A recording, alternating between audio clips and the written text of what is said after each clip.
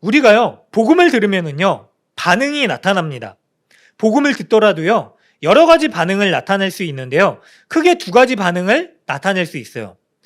복음을 듣고 이 복음이 정말로 진정한 가치와 보물이 되어서요, 우리의 삶이 변화되는 결과, 열매를 맺게 되는 삶을 살아가게 됩니다. 복음이 우리 가운데 들어오면은요, 이 복음으로 인해서요, 우리는 주의 법을 더 잘 지키면서 선을 이루고 덕을 끼치며 살아가게 돼요. 그래서요, 하나님의 법을 더 사랑하게 됩니다. 그런데 다른 한편으로는요, 복음이 공짜로 주신 것이기 때문에 아무렇게나 살아도 된다라고 하는 잘못된 생각을 가지게 됩니다. 이건 잘못된 복음의 결과입니다. 그래서 죄를 막 지어요. 바울이 로마서 편지를 쓰는데요, 오늘 6장 1절을 보니까 이런 말씀을 합니다. 그런즉 우리가 무슨 말을 하리요? 은혜를 더하게 하려고 죄에 거하겠느냐라고 말씀을 해요. 로마서 5장에는요, 이런 사람들에 대해서 바울이 편지를 썼습니다. 복음이라는 게 우리에게 놀라운 은혜를 주신 것이다. 근데 그 은혜를 더 경험하기 위해서 우리가 다시 죄를 지어도 되지 않겠느냐라고 얘기를 하는 거예요. 돌아온 탕자 이야기 잘 아시죠? 아버지의 은혜 가운데 살아갔었던 둘째 아들이 유산을 달라 그래요. 그래서 그 유산을 가지고 세상 가운데 나아가서 온갖 쾌락과 즐거움 가운데 그 유산을 탕진하게 됩니다. 그런데 결국 거지가 된 거죠. 그래서 먹을 게 없어서 돼지가 먹는 주염 열매, 돼지의 그 사료를 같이 주워 먹고 있다가 불현듯 생각이 들어요. 아, 내가 원래 이렇게 살지 않아도 되는데 지금 아버지한테 돌아가면은 그냥 노예로 살더라도 더 좋은 것을 먹을 수 있을 텐데 라고 하는 생각을 불현듯 깨닫게 되고요. 그래서 노예로 살기 위해서 아버지한테 다시 찾아갑니다. 아버지, 제가 아버지한테 범죄했습니다. 죄를 지었습니다. 유산 달라고 하는 거는 아버지 어차피 죽을 거니까 나한테 그거 나눠주세요 라고 아버지의 소유를 얘기하는 거죠. 근데 그럼 극악무도한 죄를 졌음에도 불구하고 아버지가 이 아들이 돌아오는 그 시점에 뭘 하고 있었냐면 계속해서 그 아들을 기다리고 있는 거예요. 언제나 돌아오려나 매일같이. 그리고 그 아들이 돌아왔을 때 기쁨으로 잔치를 벌입니다. 그리고 더러운 옷을 다 벗기고 새로운 이 아들의 신분의 옷을 입혀요.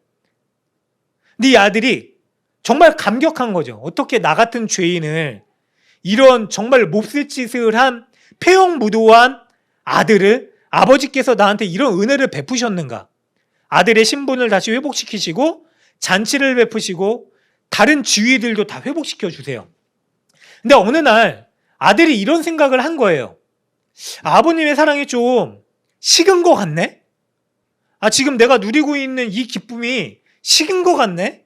그래서 이 아들이 다시 생각한 게, 안 되겠다. 그 기쁨을 다시 경험하기 위해서 다시 한 번 더 아버지한테 유산을 달라 그러고 가출해보자. 그래서 세상 가운데 좀 나가서 죄 가운데 살다가 다시 그 거짓골을 못 면하는 삶을 경험해보고 다시 아버지한테 돌아와 보자. 아버지가 두 번이나 내가 그랬으니까 더 예쁘고 더 사랑스러워하지 않으실까라는 생각을 하는 거예요. 그런데 여러분들 어떠세요? 이렇게 행동할 수 있을까요, 과연? 죄 가운데 빠져 살다가 완전히 멸망할 수밖에 없는 그 신세가 된 아들을 다시 받아들여 주신 아버지의 사랑을 알고 경험했는데, 근데 어떻게 다시 죄 가운데 돌아가가지고 이게 좀 희미해졌네, 다시 그 사랑을 회복한다라고 하는 명분으로 다시 그 죄악된 세상을 향해서 아버지를 멸시하고 나아갈 수 있겠습니까? 여러분들 같으면 그렇게 하실 수 있겠습니까? 절대로 안 하실 거죠? 다시 하실 거예요? 다시 과연 아버지가 이전보다도 더 큰 잔치를 이렇게 벌여주실까요? 아니에요. 아버지께서 베풀어 주신 은혜는요, 이미 너무나 큰 은혜, 무엇과도 바꿀 수 없는 은혜예요. 아들이 그 은혜의 감격을 잃어버리게 됐을 때쯤에, 잊게 됐을 때쯤에 할 수 있는 방법은 뭐냐면요, 그 은혜의 감격을 다시 기억하는 거예요. 생각하는 거예요. 내가 정말로 이렇게 극악무도한 폐역한 아들이었었는데 아버지께서 나를 다시 받아들여 주셨구나 라고 하는 것을 다시 생각하는 거죠. 그런데 우리가요, 마치 이 둘째 아들이 다시 세상 가운데 나아가서 죄에 빠지게 되는 일들을 하고 있다라고 하는 거예요. 여러분, 우리가 예수를 믿고요, 놀라운 은혜를 알고 있는 사람들이라면요, 저 죄에 빠지지 않기 위한 삶을 살아가게 됩니다. 근데 여기까지는 좋아요. 그런데 세상 가운데는요, 아직 세상에는 죄가 다스리고 있고요, 마귀의 유혹이 있기 때문에요, 아직 연약한 우리는 그 죄에 빠지기도 합니다. 넘어지기도 합니다.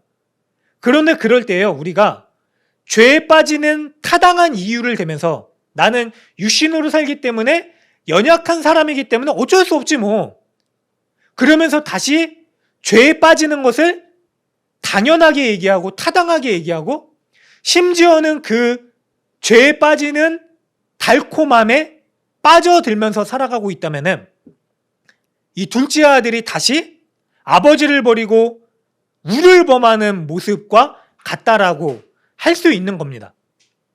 여러분, 그리스도인들은요, 이미 완전한 은혜를 하나님께 받았어요.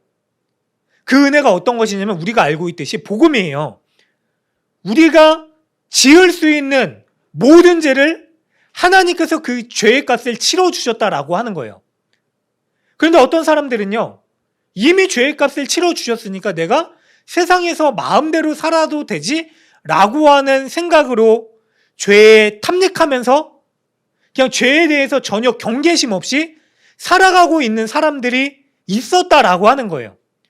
로마에도 그렇고요, 지금 이 시대를 살아가고 있는 그리스도인들 중에서도 그런 모습으로 살아가고 있는 사람들이 있어요.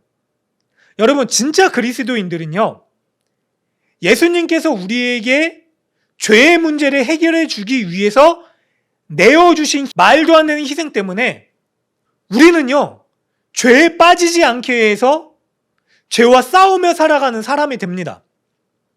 죄와 타협하지 않기 위해서요, 두렵고 떨림으로, 아니 주님께서 나에게 얼마나 큰 희생을 치러주셨는데 내가 또다시 죄에 빠지겠는가? 라고 하는 마음을 단단히 부여잡고 죄와 타협하지 않으려는 삶을 살아가야 됩니다. 근데 우리가요, 너무 쉽게 죄 가운데 빠져드는 삶을 살고 있다라고 하는 거예요. 그럼 우리가 마치 아버지의 은혜를 남용해서 가치 없게 평가절하해서 다시 죄와 타협하며 죄를 즐기며 살아가는 그런 사람들로 살고 있다라고 하는 겁니다. 그래서 심지어는요, 죄가 많은 곳에 은혜도 많으니까 다시 죄지면 또 은혜를 경험할 거 아닙니까?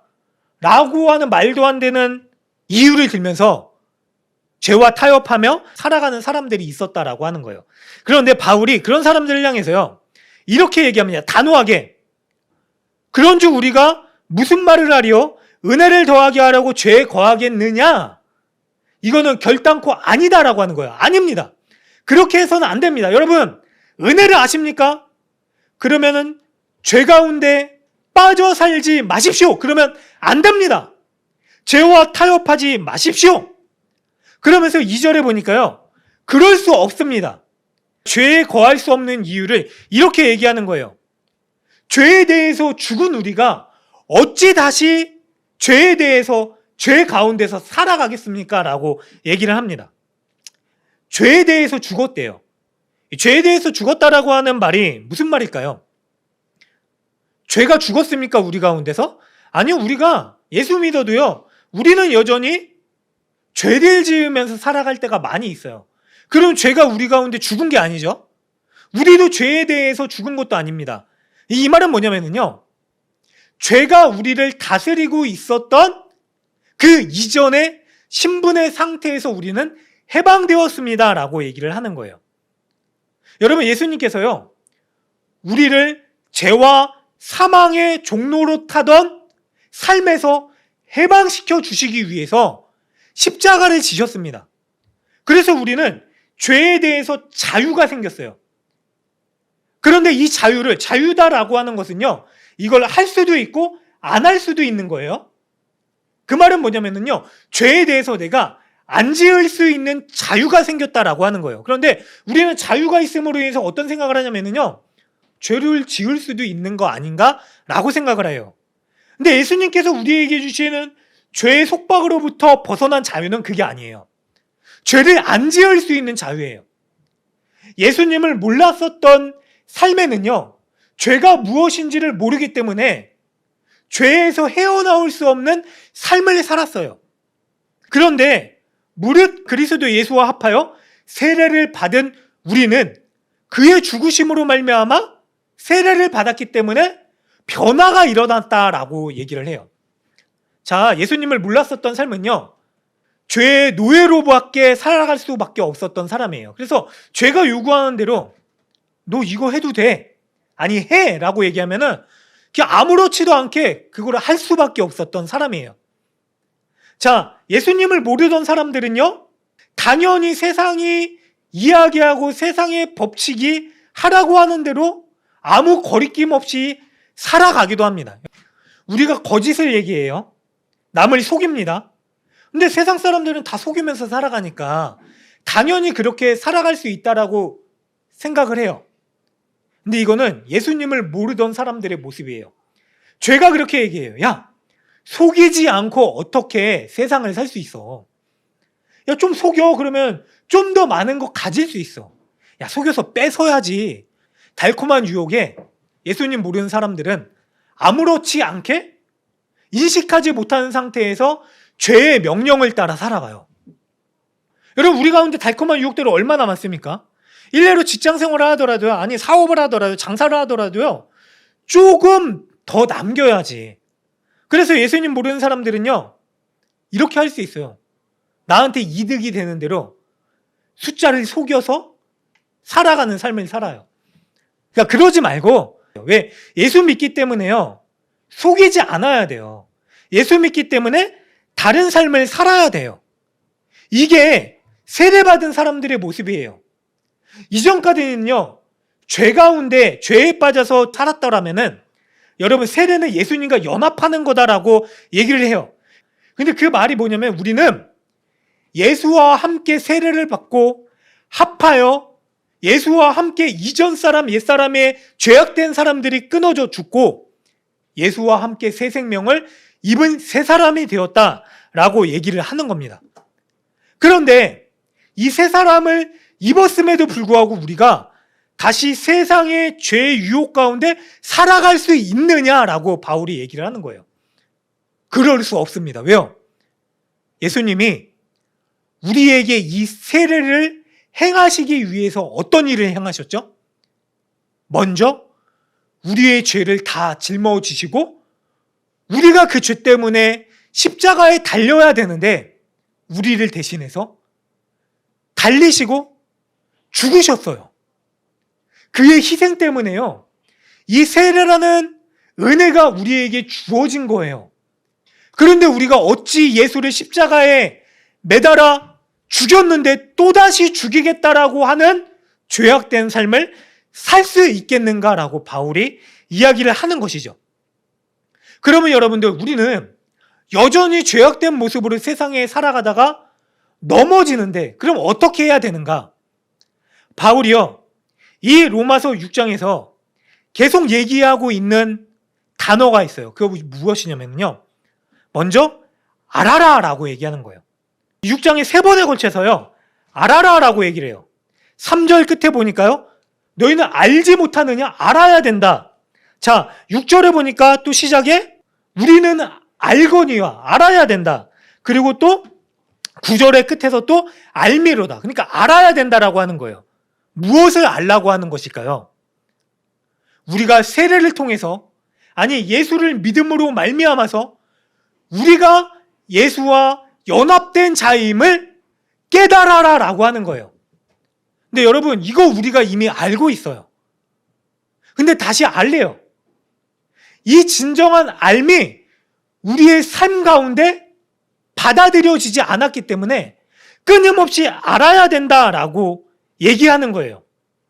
여러분, 바울이요, 이 세례라고 하는 의식을 통해서 빗대어서 우리가 누구인지를 알려줘요. 우리는 누구냐면 크리스천이다. 예수와 합하여 죽고 다시 살아난 자들이다라고 하는 것을 계속해서 강조하면서 얘기를 하고 있습니다. 다시 깨달아 알아라. 다시 인식해라. 생각해라. 잊지 말아라 라고 얘기를 하는 거예요. 왜 종노릇 하려고 하느냐? 우리는 노예가 아니다. 여러분, 예전에 그런 일들이 있었잖아요. 링컨이 남북전쟁을 했어요. 그 이유가 뭐죠? 미국에 있었던 노예제도를 폐지하기 위해서 전쟁이 일어났어요. 그런데 링컨이 승리했어요. 북군이죠. 북군이 승리했어요. 노예로부터 해방된 일들이 역사적으로 선언되었어요. 이 전쟁의 승리를 통해서. 그런데 여전히 흑인들, 유색인종들은 노예의 마음으로 살아갔어요. 옛 주인을 보니까 두려운 거예요. 그래서 다시 저 주인이 나한테 해코지를 하지 않을까, 날 때리지 않을까, 나한테 뭐 부당한 거 시키면 어떡하지? 그래서 피하고 숨어요. 그러니까 백인들이 앉아있는 식당이나 카페에 가지 못해요, 이 사람들이. 근데 이 사람들은 자기의 권리를 당당하게 요구하는 거예요. 나도 마실 권리가 있는 이 나라의 국민입니다. 나는 이 권리를 인정받은 사람입니다. 여러분, 죄는요, 사탄은요, 우리를 넘어뜨리게 하기 위해서요, 우리를 다시 죄의 종으로 삼기 위해서요, 우리에게 무섭도록 질책하고 다가와요. 너 죄인 아니야? 너 죄졌잖아 라고 하면서 우리를 집어삼키려고 해요. 그런데 그 앞에서 우리는 죄의 동노릇하는 사람이 더 이상 아니라 자유인으로서 내가 비록 한 번 넘어졌지만 또 넘어질 수도 있지만, 그러나 예수께서 영단번에 나를 위해서 희생하신 십자가의 은혜로 말미암아서 나는 하나님의 자녀가 되었다, 자유인이 되었다라고 선포할 수 있는 사람이 되어야 돼요. 근데 우리가 죄에 넘어져요. 또 넘어지면서 나는 어쩔 수 없지 뭐, 내가 연약한데. 이게 정확히 사탄이 우리를 걸려 넘어뜨리도록 종노릇하게끔 하기 위한 방법이에요. 우리한테 그런 마음을 들게 해요. 그런데 그럴 때 우리가 어떻게 해야 되느냐? 다시 죄에 넘어지지만 다시 하나님의 은혜를 바라보고, 맞아, 내가 하나님의 자녀였지, 죄를 지으도록 살아가도록 하는 사람이 아니었지 하고 하나님께로 돌이켜 내가 누구인지를 인식하고 깨닫게 되는 거예요. 그래서 기억해라, 알라라고 바울이 얘기를 하는 것이죠. 그래서 9절을 보면은요, 사망이 다시 주장하지 못한대요. 왜? 죄에 대해서 죽은 자가 되었기 때문에. 이 주장하다라는 말이요, 도미니언, 그러니까 지배하다라는 거예요. 통치 영역 안에서 살았던 존재라고 하는 거예요. 근데 우리의 통치자가 달라진 거예요, 여러분들. 우리를 다스리는 사람이 누굽니까? 여전히 세상입니까? 아니요, 하나님이세요. 하나님의 법, 은혜의 법에 따라서 우리는 다스림 받는 사람이 된 거예요. 쉽게 우리가요, 이민을 가면은 어떻게 해야 되죠? 가장 먼저 그 언어가 달라져요. 그리고 법이 달라집니다. 취해 법권이라 그러잖아요. 어제 우리나라에서만 우리나라 법이 다스려지죠? 다른 나라 가면은 그 나라의 법에 따라서 다시 다스림 받아야 돼요. 근데 우리가 죄법 아래서 살아갔어 있던 우리가 이제는 하나님의 은혜의 법에 따라서 살아가는 사람들로 바뀌었다. 근데 여전히 우리 안에 달라지지 못하는 게, 존재하는 게 있어요. 우리가 익숙했었던 문화, 죄의 문화. 가끔요, 아이들을 데리고 단기 선교를 가요. 그러니까 청소년들이나 청년들을 데리고 식사를 해요. 근데 처음에는 다른 나라의 문화와 음식이 너무 맛있대요. 마지막쯤에는 고생했으니까 이제 호텔, 리조트 같은 데 잡아가지고 조식 뷔페 주잖아요. 그래서 막 같이 이렇게 즐겁게 경험하기도 해요. 비전 트립이니까. 근데 그럼 뭐라 그러냐면, 애들이 처음엔 진짜 맛있게 먹는데 나중에 뭐라 그러냐면, 먹을 거 하나도 없네. 근데 먹을 거 진짜 많이 주거든요. 리조트 같은 데 가보세요. 근데 양식이긴 하지만 막 빵 나오고 뭐 나오고 막 잼 나오고 막 피자, 아니 뭐 치즈, 막 햄 이런 거 나오죠. 과일도 나오고. 애들이요, 안 먹어요. 야, 왜 안 먹어요? 선생님, 맛있는 게 별로 없어요. 맛있는 게 없긴 배가 불러가지고. 근데 왜 그런지 아세요? 그러니까 한 일주일, 열흘 동안 계속해서 그 나라의 음식을 먹다 보니까 한국에서 먹던 한국 음식이 생각나는 거예요. 그러니까 맛이 없게 느껴지는 거예요. 이게 문화예요, 문화. 문화가 우리를 다스리는 거예요. 다스렸던 거죠. 그런데 죄 가운데 다시 빠지게 되는 현상도 이것과 같아요. 우리가 예수 믿기 이전에 익숙했었던 세상의 방법들, 죄의 방법들을 살아갔었는데 예수를 믿고 이게 달라져야 돼요. 완전히 바뀌어야 돼요.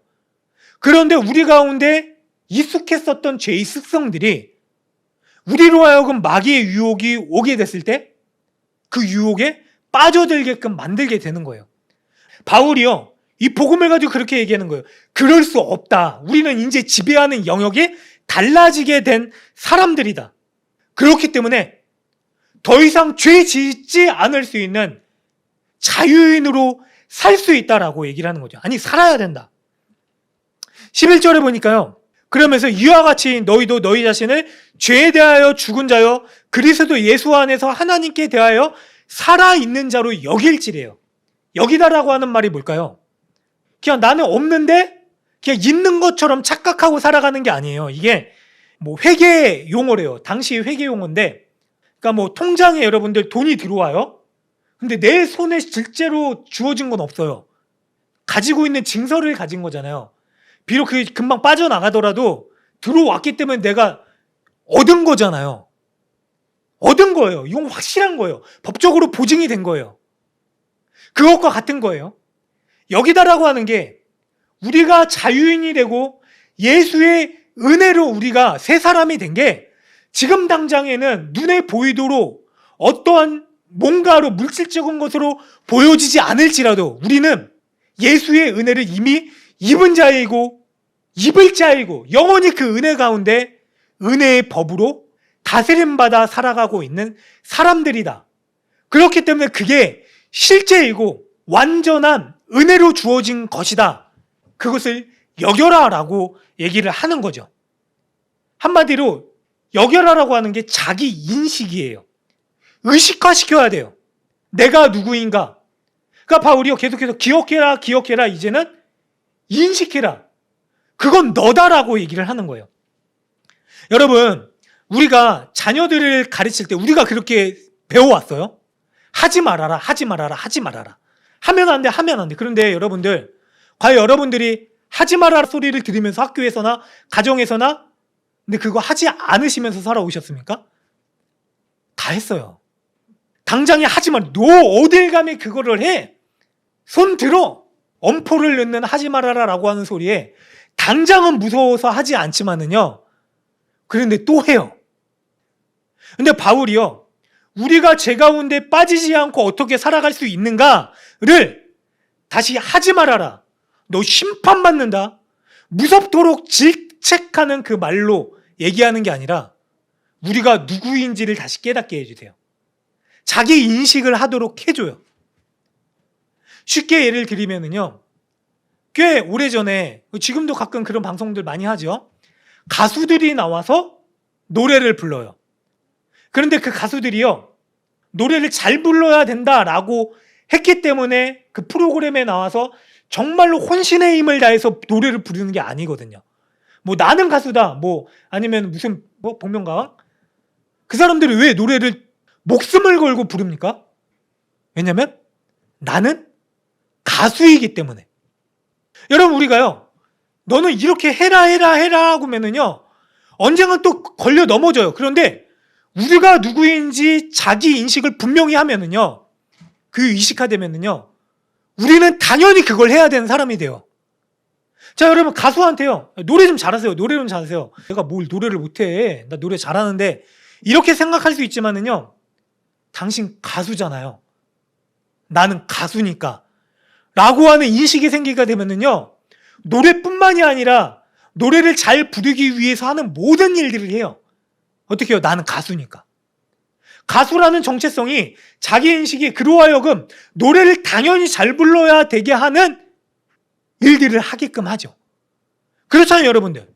여러분들 누구세요? 여러분들 의료인이세요? 의료인들 처음에 선서하잖아요. 뭔 선서하죠? 의사도 선서하고 뭐 나이팅게일 서약도 하고 막 그런 거 하잖아요. 교사도 선서합니까? 서약해요. 국민 현장에 그 책 앞에 교과서에 맨 앞에 없습니까? 요새는? 국민교육헌장?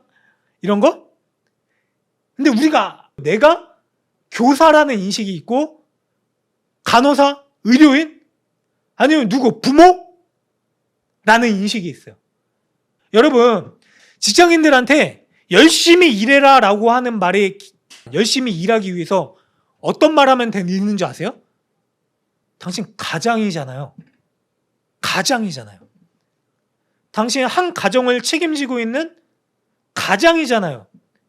가장의 무게가 확 우리 어깨에 짊어지게 되잖아요. 그럼 우리가 열심히 하지 않고는 배길 수가 없어요. 아니, 내 가족들 쫄쫄 굶겨 죽이려고 내가 그냥 대충 살겠어요? 아니요. 노력하잖아요, 다. 어떻게 해서라든 노력하는 삶을 대부분 다 살고 있어요. 자기 인식이 중요한 거예요. 그래서 바울이요, 어떻게 죄를 짓느냐, 짓지 마라, 그러면 심판받는다 라고 무섭도록 얘기할 수도 있지만, 다시 깨달으세요. 여러분들이 누구인 줄 아십니까? 예수와 연합하여 다시 살아난 하나님의 자녀요, 성도입니다 라고 얘기를 해요. 여러분, 우리는 누구냐면요, 예수와 연합한 그리스도인이에요. 성도예요. 그렇기 때문에 죄에 대해서 타협하지 않고 싸우며 살아가는 사람들이 되어야 되는 거예요. 신학생이 되면은요, 제가 나온 총신대학교 대학원 신대원에 들어가게 되면은 그 입구에 이 집채만한 바위가 있어요. 그 뭐라고 써 있는지 아세요? 신학을 제대로 배워라, 죽어라 공부해라, 그런 게 아니라 신자가 되라, 학자가 되라, 성자가 되라, 그리고 전도자가 되라. 뭐 5가지가 있는데 가장 먼저 나오는 게 이거예요. 신자가 되라. 여러분들, 예수 믿고 연합한 우리는요, 성도예요. 성도, 그리스도인. 왜 성도인지 아세요? 예수님과 연합된 사람이 됐기 때문에 죄와 타협할 수 없는 거룩한 사람이 된 거예요, 이미. 그래서 죄와 싸우며 살아가요, 우리는. 그러면서 하는 말이, 자, 13절에 너의 지체를 불의의 무기로 죄에 내어주지 말래요. 자, 바울이 얘기한 게 우리가 죄와 타협하며 죄에 넘어지지 않기 위해서 얘기하는데, 가장 먼저 우리가 누구인지를 인식해라. 당신들은 성도입니다. 그리고 나서 2번째 뭐라 그러냐면, 불의의 무기로, 죄의 무기로 여러분들을 내어주지 마세요. 말라. 근데 말라고 하는 것으로 끝내지 않고 뭐라고 얘기하냐면, 5절부터 같이 읽겠습니다. 하나, 둘, 셋. 오직 너희 자신을 죽은 자 가운데서 하나님께 드리며 너희 지체를 의의 무기로 하나님께 드리라. 여러분, 말라에서 그치면 안 돼요. 넘어져요.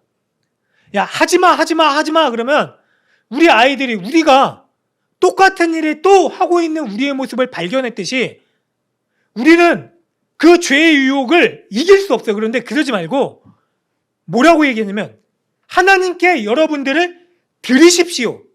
드리다라는 행위를 하래요. 이게 뭐냐면 적극적으로 하나님께 드려진 사람으로 살아가십시오. 여러분, 복음은 뭐냐면요, 죄의 노예로 살아가던 우리가요, 죄의 노예로 살아가지 않는 정도로 그치는 게 아니에요. 이게 말라라고 하는 삶을 사는 것 정도로 살아가는 거예요. 그냥 나는 예수님 믿었으니까 그걸로 만족하면서 살아가는 삶이 되지 말라라고 하는 거예요.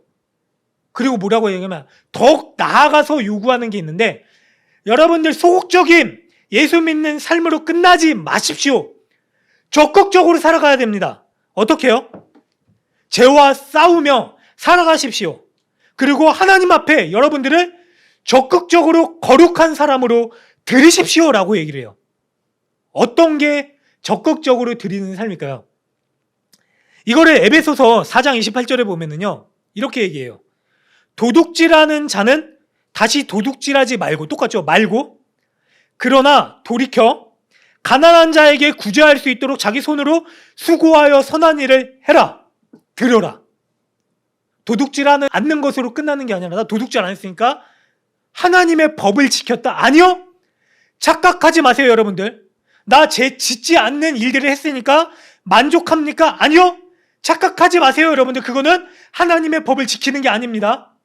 은혜의 법을 따라 사는 사람은 어떤 사람이냐면요, 적극적으로 선한 일을 가난한 자에게 구제할 수 있도록 자기 손으로 수고하여 선한 일을 하라라고 하는 것까지 나아가야지 죄와 타협하며 살아가지 않는 삶을 살 수 있게 되는 거예요. 여러분, 그냥 내가 안 하기 위해서 막 머리 전전긍긍하면서 살아가는 게 아니라요, 적극적으로 하면서 살아가야 돼요. 죄가 아니라 하나님의 선한 일을요. 보세요. 여러분들이 지키지 않는 거, 에베소서 4장 29절에 무릇 더러운 말은 너희 입 밖에도 내지 말고, 이거 하지 않도록 노력하면서 살아갈 수 있어요. 그런데 그런다고 우리가 지키지 않았습니까? 저도 마찬가지예요. 무릇 더러운 입 밖에도 내지 않아야 될 말들, 뭐 화가 솟구칠 때 있어요. 열받아요. 막 운전을 하는데 갑자기 확, 그리고 확, 또 확 빵빵거리면서 이런 빵빵빵. 빵빵빵이 뭐예요? 죽일 놈 살릴 놈이에요. 그냥 그거를 빵빵빵으로 하는 거, 크락션으로. 무릇 더러운 말은 입 밖에도 내지 마십시오. 근데 우리가 이거 안 지키려고 노력한다고 안 지킬 수 있습니까? 아니요? 적극적으로 지킬 수 있는 방법을 얘기해 준대. 에베소서 2장 29절에 오직 덕을 세우는데 효용되는 대로 선한 말을 하여 듣는 자들에게 은혜를 끼치라. 덕을 세우는 선한 말을 해서 은혜를 끼쳐야지만 우리가 우리의 입으로 더러운 말을 입 밖에 내지 않는 삶을 살 수 있다라고 하는 거예요. 지금까지 우리가 이거 하지 않기 위해서 하는 정도로 살아가면은요, 그 죄를 짓고 있는 모습을 봅니다. 그런데 그 죄를 이기고 승리할 수 있는 일이 무엇이냐면, 우리가 적극적으로 하나님께 우리를 드린 자가 되어서 성도로 선을 행하며 선한 일을 우리의 입 밖에 내며 다른 사람에게 은혜를 끼치는 말을 하는 삶을 살라라고 하는 거예요. 비방하고 원망하고 짜증내고 불평하는 마음들이 우리 마음에 있으니까 있을 수 있어요. 근데 그거 꾹꾹 누르려고 하면은요, 튀어나와요. 그걸로 실패하지 말고 적극적으로 우리 마음에 은혜와 덕이 되는 말을 하기 위해서 분투하고 노력하십시오. 우리 마음 가운데 부정적인 말이 나와요? 입술을 꾹 닫고 주님 앞에 기도하세요. 주님, 내 입술이 그게 아니라 덕이 되는 말, 선한 말, 은혜의 말을 내 입술로 내뱉게 해주세요 라고 하고 선포하는 거예요. 그래도 당신이 참 좋습니다. 그래도 이렇게 하니까 다른 좋은 점이 있네요? 라고 하던지, 그래도 내가 하나님의 사람이기 때문에 덕을 선포할 수 있는 은혜를 끼치는 사람이 되어야 되는 거죠. 여러분, 죄를 짓지 않을 수 있는 방법, 아이 청소년들이 음란한 거 보면서 고민이 많아요. 막 진짜 막 어떤 때는 괴로워해요. 목사님, 이거 끊을 수 있는 방법 좀 얘기해 주세요. 그러면 야, 계속 그거 생각하지 마. 끊어야지 생각하면 그거 더 사로잡히게 된다. 생각난다. 그럴 때 어떻게 하면 되는지 아냐? 하나님 말씀 생각해라. 예수님 생각해라. 예수님의 은혜 붙들어라. 찬양해라. 여러분, 기독교는요, 비움의 종교가 아니에요. 그러니까 우리를 배워서 승리할 수 있는 종교가 아니라 예수로 채워지는 종교예요. 그렇잖아요. 비워라. 그런데 저기 산에 있는 불공 드리는 분들이 더 잘해요. 거기서 추구하는 종교예요. 기독교는요, 채워라라고 해요. 예수의 은혜로 채워라. 하나님의 말씀으로 채워라. 왠지 아세요? 우리가 주의 은혜로 채워지지 않고는요, 그 은혜가 없이는 살 수 없는 사람들이기 때문에. 그래서 예수님이 귀신 들린 자를 쫓아냈더니 어느 순간에 더 악한 것들, 7배나 악한 것들이 그 가운데 들어간 것들을 보잖아요. 예수님으로 채워지지 않는 삶이 되니까. 채우셔야 돼요. 은혜로 채우셔야 돼요. 그래서 덕을 끼치기 위해서, 은혜로 살기 위해서 살아가는 결단을 적극적으로 해야 된다라고 적극적인 명령을 바울이 우리 가운데 얘기를 하고 있습니다. 사랑하는 여러분들, 우리 가운데 주신 은혜가 있습니다. 그게 희미해지셨습니까? 희미해질 때도 있어요. 죄와 타협하며 넘어질 때도 있습니다. 그런데 어쩔 수 없다라고 자포자기 하지 마시고요. 다시 그 은혜가 무엇인지를 기억하십시오. 깨달으십시오. 그리고 그 은혜 앞에 채워지는 여러분들이 되십시오. 우리가 되십시오.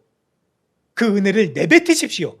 의식화해서요, 인식해서요, 그 은혜를 내뱉기 위해서 노력하십시오. 분투하십시오. 그러면 우리는 죄와 싸우며 승리할 수 있는 하나님의 사람이 되는 것입니다. 사랑하는 여러분들, 우리가요, 다시 한 번 더 깊이 우리를 하나님의 자녀된 자로서 인식하시고 죄 가운데 승리하며 살아갈 수 있는 우리 모두가 되시길 주님의 이름으로 축원합니다. 주님이 그 은혜를 이미 주셨어요. 우리가 할 수 있어요. 그렇기 때문에 없는 거 하라는 게 아니라요, 있는 거를 당연히 할 수 있는 거를 우리는 해야 되는 것입니다.